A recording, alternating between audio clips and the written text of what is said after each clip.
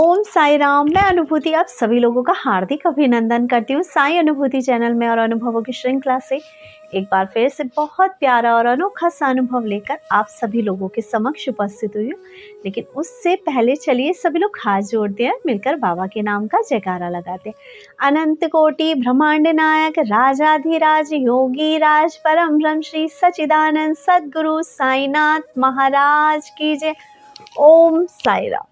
साथियों, आज जो अनुभव मैं आपको बताने जा रही हूँ वो अनुभव आप लोगों के सवालों से ही जुड़ा हुआ है।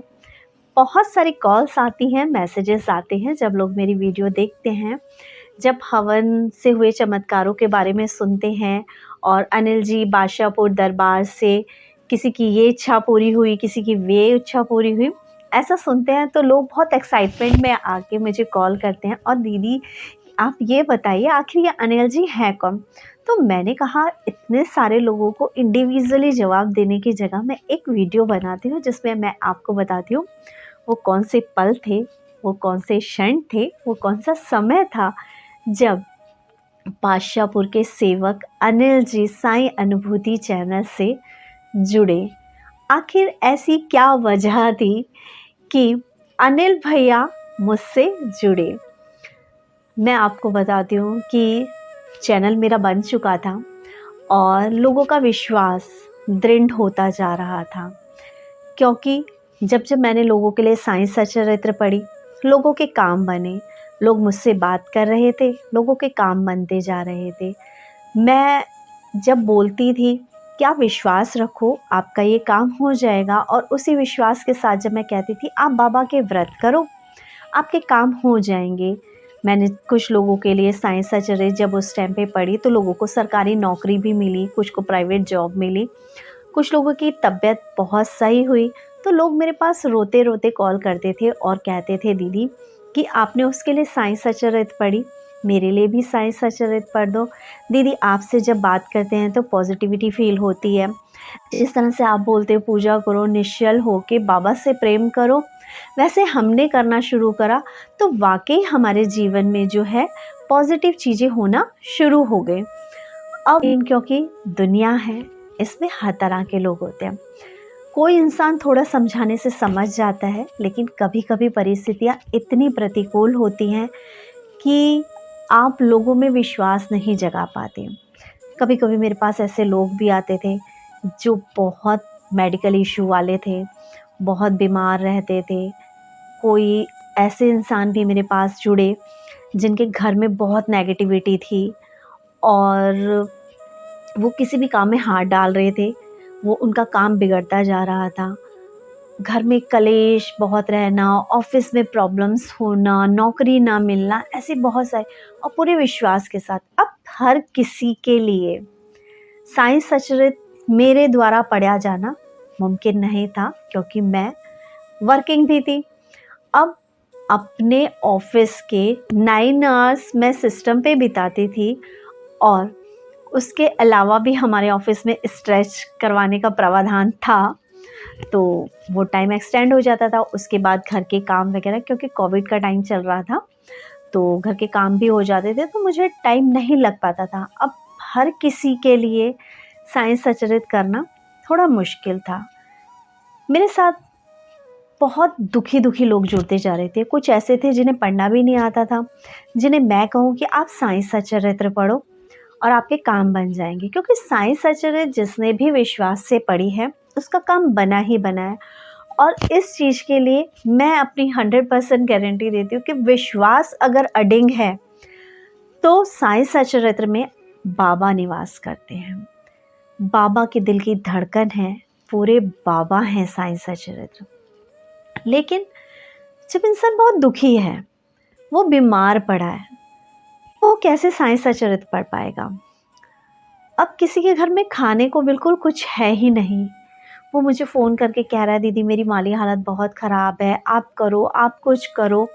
ठीक है, मैं उसको कहती हूँ कि आप कष्ट निवारण मंत्र करो, आप ये साई सचरित्र करो।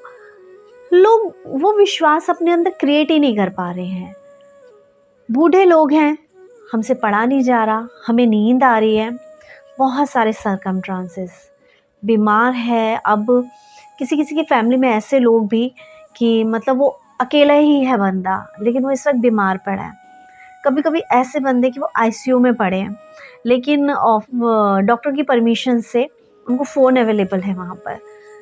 उनके पास मेरा वीडियो चला गया, उन्होंने देखा कि हाँ दीदी ने साईं सच्चरित्र पढ़ा है, किसी के लिए अर्जी लगाई है, उसका काम बन गया। तो वो मुझसे फ़ोन कर रहे हैं। मैं उनको साईं सच्चरित्र पढ़ने की उस वक्त क्या कहूँ, इवन मेरे पास खुद टाइम नहीं है, तो मैं कैसे पढ़ पाऊँ। मुझे बहुत दुख होता था ऐसे लोगों के लिए। और एक दिन मैं ऐसे ही, दोपहर का वक्त था, मैं बैठी थी और बाबा से बातें कर रही थी। मेरी आंखों में आंसू थे। मैं बाबा को कही कि बाबा, कितने सारे लोगों का विश्वास मुझसे जुड़ता जा रहा है। बाबा, लोग मेरे पास कॉल कर रहे हैं कि दीदी से बात करेंगे, दीदी से साईं सच्चरित्र करवाएंगे, दीदी के से अर्जी लगवाएंगे तो हमारा काम भी बन जाएगा। लेकिन बाबा, मेरे लिए, सबके लिए सब कुछ कर पाना मुमकिन नहीं है। आपको पता है मेरे सरकमस्टांसेस भी कैसे, मैं वर्किंग हूँ और मुझे घर का भी काम करना होता है। मैं कैसे एक बीमार इंसान को ये विश्वास दिलाऊं कि तुम ये साईं सच्चरित्र 7 दिनों में कंप्लीट कर लोगे, तुम सही हो जाओगे। क्योंकि विश्वास तो वो तब करे जब उसका शरीर साथ दे रहा हो, उसका शरीर ही साथ नहीं दे रहा। वो बुखार में पड़ा है, ठीक है, महीनों से उसे बुखार चला आ रहा है, लेकिन वो सही नहीं हो रहा है। मैं उनको साईं सच्चरित्र पढ़ने की कह रही हूँ, वो मुझे 10 अपने जिसे बोलेंगे बता रहे हैं कि हमारी ये प्रॉब्लम, हमारी ये प्रॉब्लम, हमारी वो प्रॉब्लम, लेकिन इन रियल वो प्रॉब्लम में तो थे। समझ सकती हूँ, जब दुख होता है, बीमारी होती है, परेशानी होती है, तो नहीं विश्वास पक्का हो पाता। तो बस मैं बाबा से यही सारी बातें कर रही थी और मैं बाबा से कह रही थी, बाबा कुछ ऐसा करो ना, मेरे लिए पॉसिबल नहीं है सबके लिए साईं सच्चरित्र कर पाना, मेरे लिए नहीं है हर दिन 9 कष्ट निवारण मंत्र लोगों के लिए कंटिन्यूअसली कर पाना बाबा। लेकिन फिर भी मैं दिल से चाहती हूँ कि लोगों की मैं मदद करूँ। जो लोगों का मुझ पे विश्वास बनता जा रहा है, मैं उनका विश्वास नहीं तोड़ना चाहती साईं, कुछ तो ऐसा करो ना बाबा। और वो पल मुझे याद है, मैंने कहा बाबा, मुझे कोई शक्ति या कोई पावर ऐसा कुछ नहीं चाहिए, बस हाँ मुझे एक रास्ता दिखा दो कि मैं लोगों की मदद कैसे कर पाऊँ। उस दिन वाकई में बहुत रो रही थी बाबा के आगे कि बाबा प्लीज़ मेरी हेल्प कर दो इस चीज़ में, बाबा मेरा साथ दे दो लोगों की मदद करने में। इस बात को 2 दिन बीत गए थे। 2 दिन बाद दोपहर के वक्त एक कॉल आती है, रिंग हुई, मेरी तबीयत सही नहीं थी उस टाइम, मेरी थोड़ा बीमार चल रही थी मैं। तो जैसे नींद में होते ना, दोपहर के वक्त का टाइम था, मार्च का टाइम था वो, और 22 या 23 मार्च था वो, और मैं लेट रखी थी। रिंग हुआ मेरा फ़ोन और मैंने फ़ोन उठाया अपने हाथ में और ऐसे एक आँख खोल के देखा तो उसमें नंबर था वो। मेरी हिम्मत नहीं हुई बात करने की और मेरी इच्छा भी नहीं हुई, क्योंकि मेरी खुद की तबीयत ठीक नहीं थी।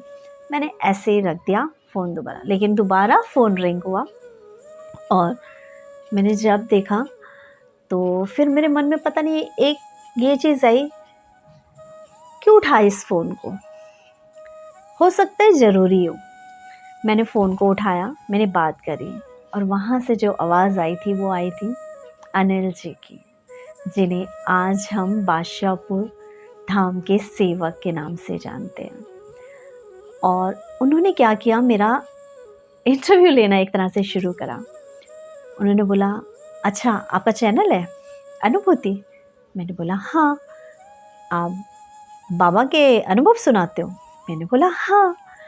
और फिर उन्होंने मुझसे कहा कि आप भी बाबा को मानते हो या सिर्फ अनुभव सुनाते? मैंने बोला नहीं, मैं बाबा को मानती हूँ और हमें तो काफ़ी साल हो गए बाबा को मानते हुए।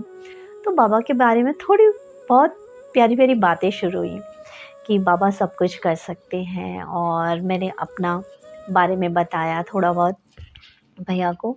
फिर ऐसे ही करते करते मैंने सवाल कर दिया भैया का। मेरा जब इंटरव्यू भैया की तरफ से ख़त्म हुआ तब मैंने सवाल किया, मैंने कहा आप भी बाबा को मानते हो? तो उन्होंने मुझे बताया। थोड़ा सा ऐसा लगा शायद फिरकी ले रहे हैं मेरी। तो मुझे ये बोले कि अच्छा, कहते हैं मेरा भी ना एक मंदिर है और मैं भी बाबा को मानता हूँ, और हमारे यहाँ से एक की जो है आइज़ सही हुई है। यहाँ के ही दिल्ली के डॉक्टर्स ने मना कर दिया था, और एक की जो है आइज़ आई है। मैंने कहा अच्छा, मुझे बड़ा अच्छा वो अनुभव लगा, चैनल पे पढ़ा है।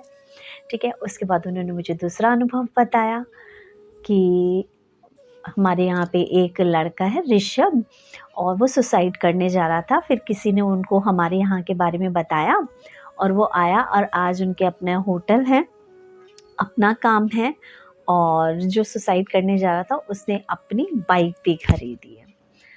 तो मेरे को अच्छी लगी वो, मतलब मैं लेटे लेटे पहले मैंने बात करी, उसके बाद मैं उठ के बैठी, मुझे एक्साइटमेंट होने लगी।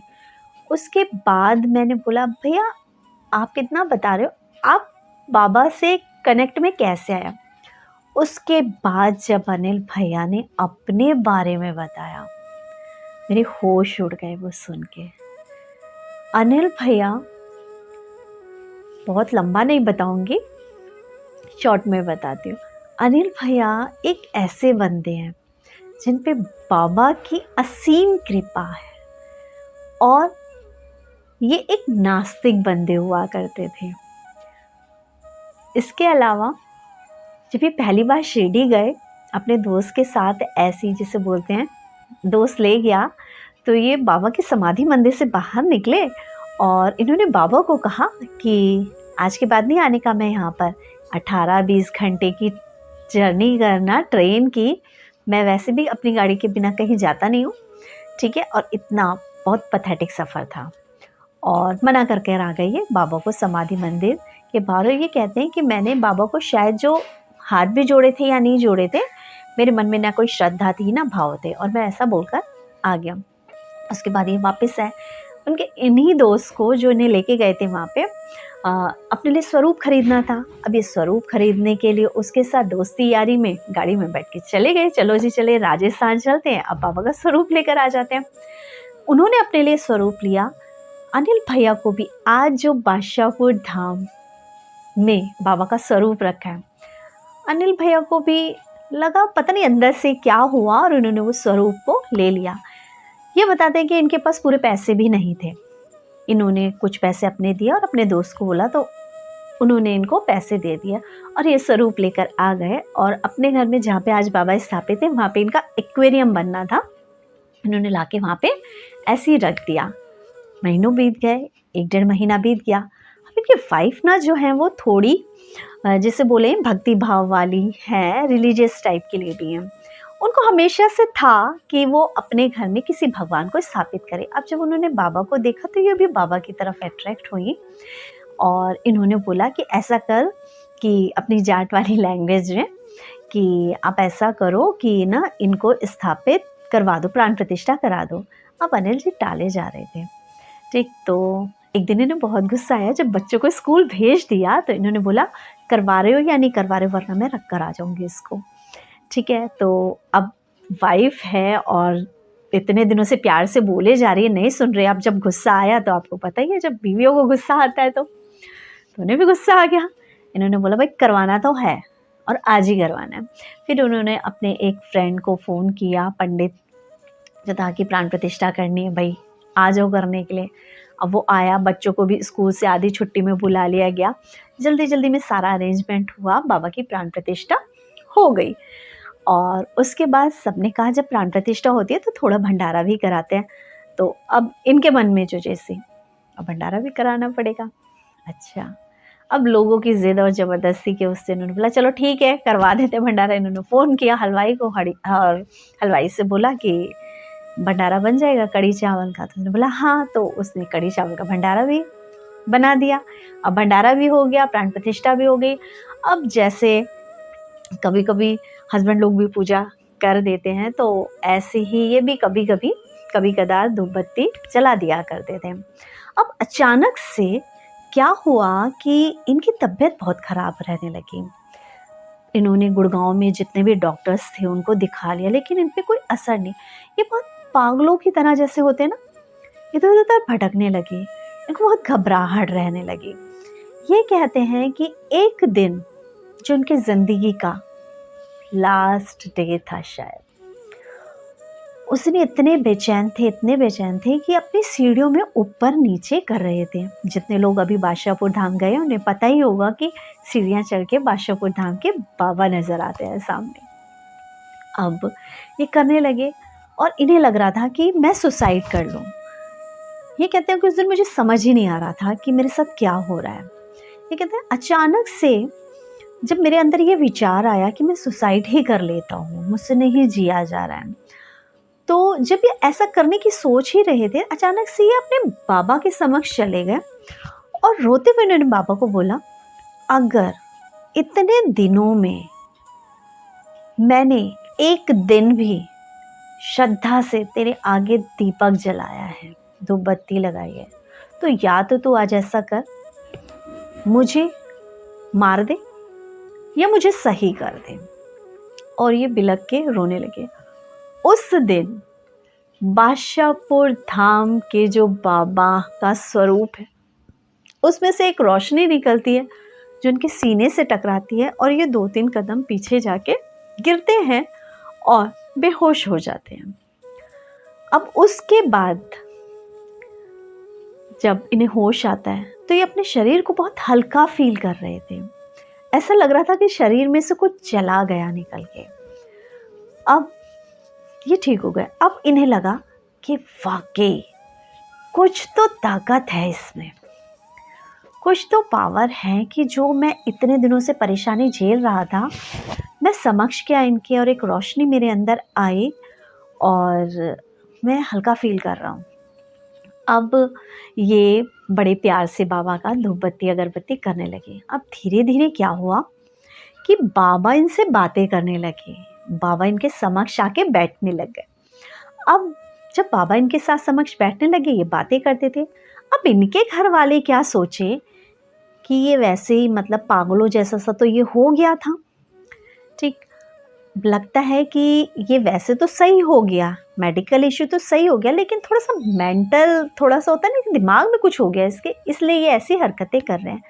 अब ये शॉप पे जब अपनी जाएं, उसके बाद ये फ्रूट्स वगैरह लाएं, अपनी वाइफ से कहें काट के दे, देख कि बाबा खाने के लिए मांग रहे हैं, ठीक है। अब थोड़े दिनों बाद इनके पास हनुमान जी आने लगे। अब हनुमान जी के बाबा कहते कि हनुमान जी को ये फ्रूट पसंद है, तुम ये लेकर आओ।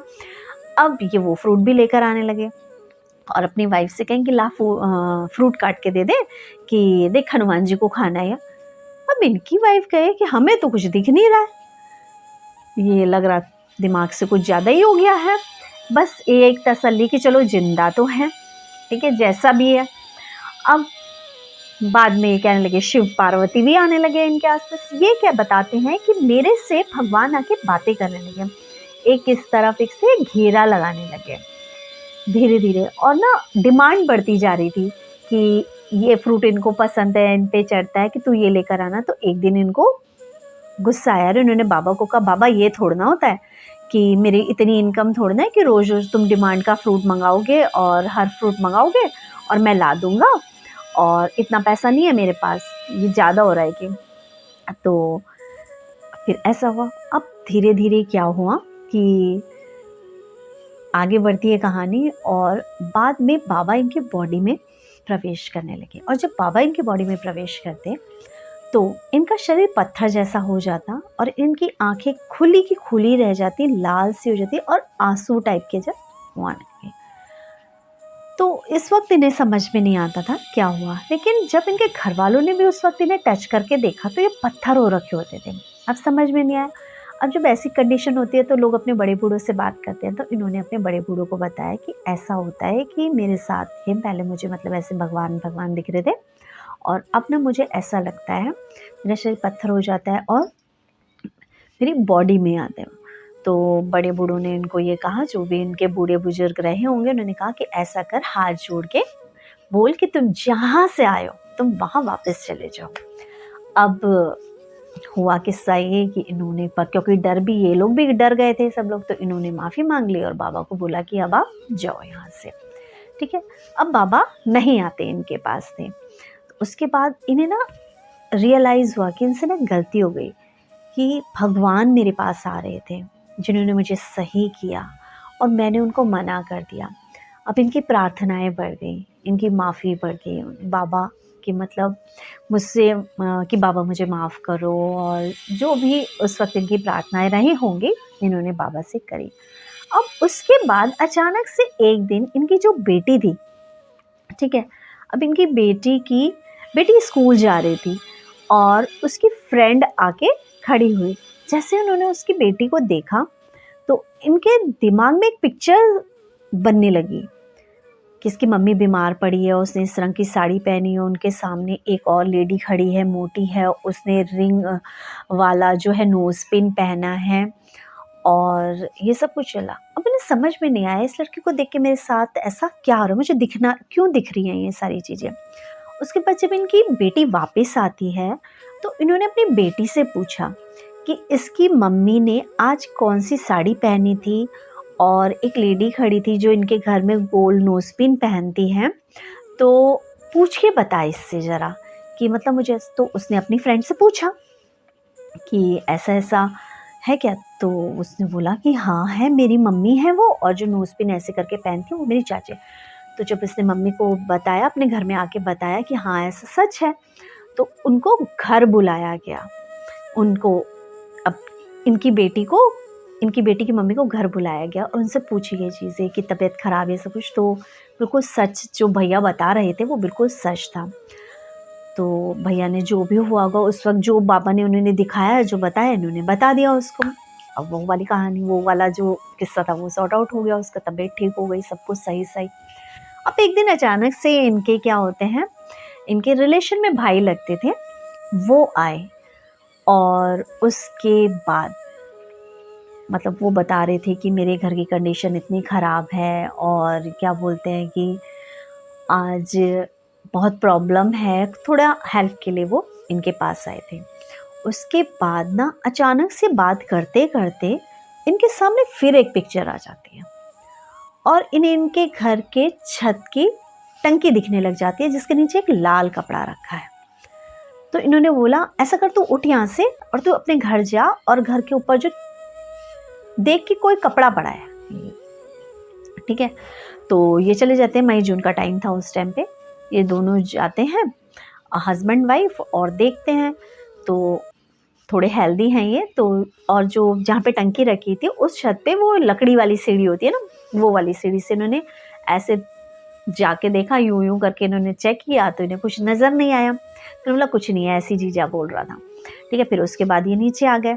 अब उसके बाद क्या हुआ, इनकी जो रिलेटिव थी वो दूसरी, उनकी जो वाइफ थी उन भैया की, तो उन्होंने बोला नहीं, कि उन्होंने कुछ बोला तो है, तो एक बार चेक तो ज़रूर करेंगे, शाम को चलते हैं। अभी शाम के वक्त गए ऊपर, इन्होंने सारी जगह देखा, इन्हें नहीं मिला। इन्होंने जब ध्यान इनका पानी की टंकी के नीचे गया तो एक स्लैब रख के उसके नीचे रेशमी रेड कलर का कपड़ा रखा हुआ था। अब तो ये शॉक्ड हो गए पूरी तरह से कि ये क्या चीज़ है। इन्होंने उसी वक्त भैया को फ़ोन लगाया और भैया से कहा कि ऐसा ऐसा हमें दिखा। तो फिर भैया को बाबा ने इंट्यूशन दी कि उससे क्या है कि ये जो कपड़ा है ना, ले जाके किसी शांत जगह पे जला दे, और जलाना पूरा है। अब ये उस कपड़े को लेके गए किसी शांत जगह में जलाने के लिए। तो ये कहते हैं कि जब ये वहाँ पे जलाने के लिए गए उस कपड़े को, तो ये कपड़ा जल के तैयार ही ना हो। रेशमी कपड़ा, उसमें हल्की सी आंच लग जाती है तो होल पड़ जाता है, तो वो कपड़ा जल नहीं रहा है माचिस जलाने से भी। अब उन्होंने फिर फ़ोन किया कि ये तो जल ही नहीं रहा है। तो उन्होंने बोला कुछ भी हो जाए, पेट्रोल निकालो, कुछ भी करो, लेकिन कपड़ा जला कर आना है। उन्होंने उस कपड़े को जलाया, पेट्रोल वगैरह निकाल के, काफ़ी टाइम लगा पेट्रोल डालने के बाद भी, और लेकिन वो कपड़ा जला। उसके बाद ये वापस आए। उसके बाद धीरे धीरे उनकी जो स्थिति ऐसे हो गई थी कि खाने तक के मोहताज हो रहे थे, बहुत ज़्यादा। पता नहीं कहाँ से इतना नेगेटिव उनके घर का माहौल हो चुका था, सब इतने परेशान, एक दूसरे से लड़ाई का माहौल सा, कलेश का माहौल सा, वो सब कुछ धीरे धीरे धीरे सब शांत। आज उनका अच्छा घर है, बच्चे अच्छी जगह काम कर रहे हैं, सब कुछ नॉर्मल हो गया धीरे धीरे। उस दिन के बाद से इनको एहसास हुआ कि शायद एक जो पावर है जो मेरे पास है, जो मुझे ये चीज़ दिखा रही है ये वो। फिर उन्होंने बाबा से बोला, फिर बाबा ने उन्हें बताया कि मुझे तेरी जितनी हेल्प करनी थी मैंने कर दी। यानी बाबा ने इनकी तबीयत सही करी थी, जो इनके ऊपर किसी ने जादू टोना जो कुछ भी कर रखा था। ये मुल्ले सयानों के पास भी हज़ारों रुपए फूके थे इन्होंने उस टाइम पर, लेकिन कोई फ़र्क नहीं पड़ा था। बाबा के समक्ष जब बैठ के पूरे दिल से अनन्य भाव से बाबा की तरफ देखा तो बाबा ने इनकी तबीयत सही करी। फिर उसके बाद बाबा ने बोला कि मैंने तेरी जितनी मदद करनी थी कर दी, अब तू लोगों की मदद कर। यही कारण है कि अनिल जी आज जो आप लोगों को सेवाएं दे रहे हैं वो निःशुल्क हैं, किसी अपॉइंटमेंट का कोई पैसा नहीं लिया जाता। जो वो जल अभिमंत्रित करके देते हैं उसका कोई चार्ज नहीं लिया जाता। बहुत छोटी छोटी सी चीज़ें जो आपके गृहस्थी में, आपके करियर में, आपके रिलेशन में बाधाएं क्रिएट कर रही होती हैं, वो चीज़ बाबा इन्हें दिखा देते हैं और ये बस वही चीज़ें बताते हैं आपको और आपके काम बन जाते हैं। जो ये हमारे हवन स्टार्ट हुए बादशाहपुर धाम में, ये भी हमारी एक साईं डिवोटी थी। उनको बाबा ने कहा था कि हवन कराओ और इतने हवन कराने हैं, तब उन्होंने हवन कराया और इन हवन के दौरान लोगों के काम बनने लगे। एक के बाद हमारे पास इन्फॉर्मेशंस आने लगी कि हमने ये हवन देखा ऐसा हुआ, हमने ये हवन देखा ऐसा हुआ। और बाबा की तरफ से इनको एक स्ट्रॉन्ग जो था इंट्यूशन था कि लोगों के काम बनेंगे और ये पूरे श्रद्धा भाव से उस चीज़ को करने लगे। लोग अपने आप की भैया हमें भी हवन कराना है, हमें भी हवन कराना। ये हवन का सिलसिला आगे बढ़ता रहा और आप देखिए संतान प्राप्ति के लिए जो हवन हुआ, कितने लोगों की झोलियां भरी। मैं वीडियो शेयर करूंगी आपके साथ उन बच्चों की जो हवन के दौरान मांगी गई विश के बाद हुए। ये जो हवन हमारा हुआ था दिसंबर से स्टार्ट हुए थे और जैन के टाइम पे लोगों ने विशेष मांगे थे जिनके अभी बेबी हुए हैं। ठीक, इसके अलावा हवन के दौरान रखी गई इच्छा से लोगों की सरकारी नौकरी, वीज़ा, लोगों की प्राइवेट जॉब, सालों से जिनकी जॉब नहीं लग रही थी उनकी जॉब, मंगल स्नान देखते हुए बाबा के स्वरूप उभर उभर कर आ जाना, हवन कुंड की अग्नि में बाबा के स्वरूप दिखने लगना, ये साथ रहते रहते मैं देखती हूँ। मेरा विश्वास जो अपने बाबा के प्रति था, मेरे बाबा करते हैं, मेरे बाबा आते हैं। आज बाबा ने मेरा हाथ ऐसा थामा, मेरी वो एक सच्चे दिल की पुकार मेरे साईं ने ऐसी सुनी कि बाबा ने मुझे एक ऐसा साथ दे दिया जिसके साथ जुड़कर साईं अनुभूति चैनल एक ऐसा फोरम बना जहाँ कितना भी दुखी से दुखी इंसान हो जाए उसके मन में श्रद्धा और विश्वास है और उसने अगर ये मान लिया कि हाँ अनिल जी ने जो कहा है वो होगा तो उसके काम बन जाते हैं। ठीक है, जिनके कर्मास बहुत स्ट्रॉन्ग है, 6-6, 7-7, 8-8 महीने भी लगे हैं लोगों के काम बनने में, लेकिन बने हैं काम। और उसके बाद वो दिल खोल के कह उठा कि दीदी वाकई आपने कहा था ना, होता है और होता है दीदी। आज हर दिन मेरे पास अनुभूतियाँ आती हैं, हर दिन मेरे पास प्यारे प्यारे अनुभव आते हैं। बादशाहपुर धाम से दीदी जुड़े थे, आपको याद है हमने 3 महीने पहले आपसे बात करी थी। पता है हमारा तो 15 दिन पहले ही काम बन गया था और हमारा तो 15 दिन बाद ही काम बन गया था। अभी ना दीदी हमारा दूसरा एक काम है, हो जाएगा। तब मेरा सिर्फ एक सवाल होता है उन लोगों से, अरे यार जब काम बना था थैंक्स तो कहते बादशाहपुर वाले बाबा को, 1 रुपए की 2 टॉफ़ी तो चढ़ा देते बादशाहपुर वाले बाबा को। आप लोग जब ज़रूरत हो रही है तब आ रहे हैं। अरे बाबा से बाबा के लिए जुड़ो, बाबा से बाबा को मांगो। उन्होंने आपका एक काम बनाकर आपको चमत्कार अपनी लीला दिखा दी ना, तो ये इतना पावरफुल है कि आपके काम बना देता है। तो क्या आप उस ब्रह्मांड के नायक को ये नहीं कह सकते कि आप हमारा हाथ पकड़ो बाबा, हम बालक हैं, नादान हैं, हम छोड़ देंगे। हर प्रार्थना में ये क्यों नहीं कहते कि हे दीन बंधु साईनाथ, मेरी डोरी तेरे हाथ, थाम लो हमारी डोरी बाबा, हमारा हाथ आपके हाथ से कभी ना छूटे। आप देखना गाड़ी, कार, बंगला ऐसी चीज़ें को मांगते हो आप लोग, आपके पास तो वो चीज़ें आ जाएंगी जिनकी एक्सपेक्टेशन आपने कभी नहीं करी होगी। विश्वास रखो, साईं बादशाहपुर धाम हमारे साईं कलयुग के एक ऐसे भगवान हैं जिन्हें भगवान हम कहते हैं। बाबा ने कभी नहीं कहा कि मैं भगवान हूँ, बाबा ने कहा कि मैं भगवान का सेवक हूँ। उन्होंने कहा सबका मालिक एक है। मैं अपने आप को बहुत ब्लेस्ड चाइल्ड समझती हूँ आज की डेट में कि बाबा से मैंने जो मांगा कि बाबा मुझे एक ऐसा कुछ तो दे दो कि मैं लोगों के दुख मिटा सकूं, मैं लोगों की परेशानियां हल करवा सकूं।